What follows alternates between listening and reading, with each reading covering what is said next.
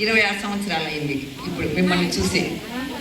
నేను ఇక్కడ ఈ స్కూల్లో 10 years పనిచేశాను. యాక్చువల్గా స్కూల్ అసిస్టెంట్గా ఇక్కడే చేశాను.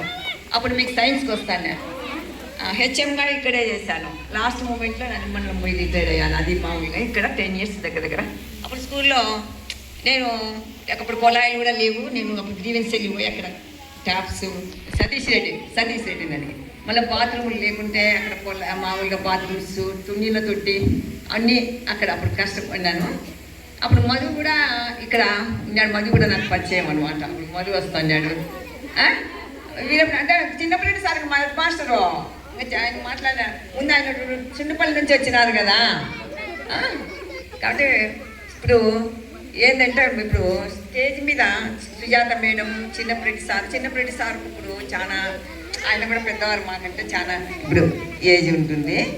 ఇంకా సుజాత మేడం ఎస్జీ అసిస్టెంట్గా చేస్తాను. అది అప్పుడు అందరినీ ఇప్పుడు చూశాక నాకు చాలా సంతోషంగా ఉంది. చిన్నప్పటి సార్ అంటే నాకు టచ్లో ఉన్నాడు. ఈయన మామూలుగా అక్కడ ఆఫీసర్స్ క్లబ్ పోతుంటాడు.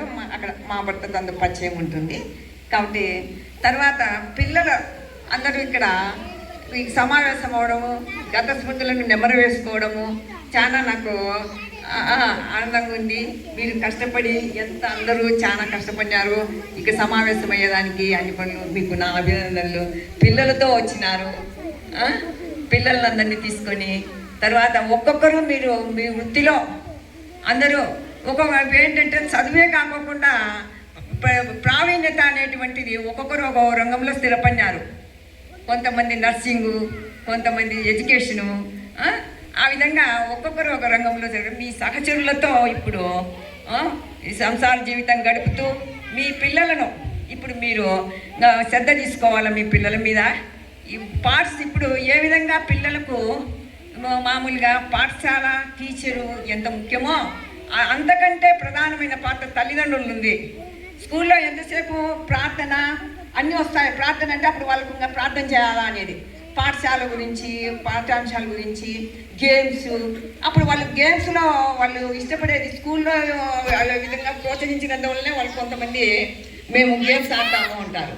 కాబట్టి ఎప్పుడు కూడా మీరు మీ పిల్లలను ఇంటికి వచ్చిన తర్వాత రివిజన్ అనేటువంటి చేయించాలా. అందరితో బాధ్యత. కాబట్టి తల్లిదండ్రుల పాత్ర కూడా చాలా ప్రధానమైంది. ఒక ఉపాధ్యాయుడు పాఠశాలే కాదు. కాబట్టి కాకపోతే మీలో పాజిటివ్ ఆలోచనలు అనేటువంటివి ఉండాలి, నెగిటివ్ ఉండకూడదు.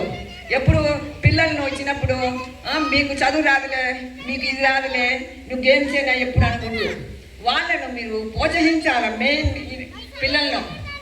కాబట్టి మీరు పిల్లల్లో ఎప్పుడు కూడా పాజిటివ్ ఆలోచనలైనా చూడు అనేసి ఇప్పుడు అందరూ విజయాన్ని పొందినటువంటి వాళ్ళు ఎంతమందో ఉన్నారు. నాచు పనికిరానటువంటి నాచు ఇప్పుడు ఏమైంది, అలెగ్జాండర్ ఫ్లెమింగ్ పెన్సిలింగ్ కనిపెట్టాడు. ఆ నాచు వాళ్ళు ఏం వెంటనే వచ్చిందా, ఎన్నో కష్టాలు ఉన్నారు. విద్యుత్ తీసుకో, అది తానమ్మ సర్వేను బల్బు కనుక్కున్నాడు. వాళ్ళు ఏమి సాకారు కాదు, ఎన్నో బీదరికం నుంచి వచ్చిన వాళ్ళే ఎన్నో అపజయాలు పొందినారు. తర్వాత ఏమైనారంటే విజయాన్ని పొందినారు. కాబట్టి మేధావులు ఇప్పుడు వచ్చినటువంటి విజయాన్ని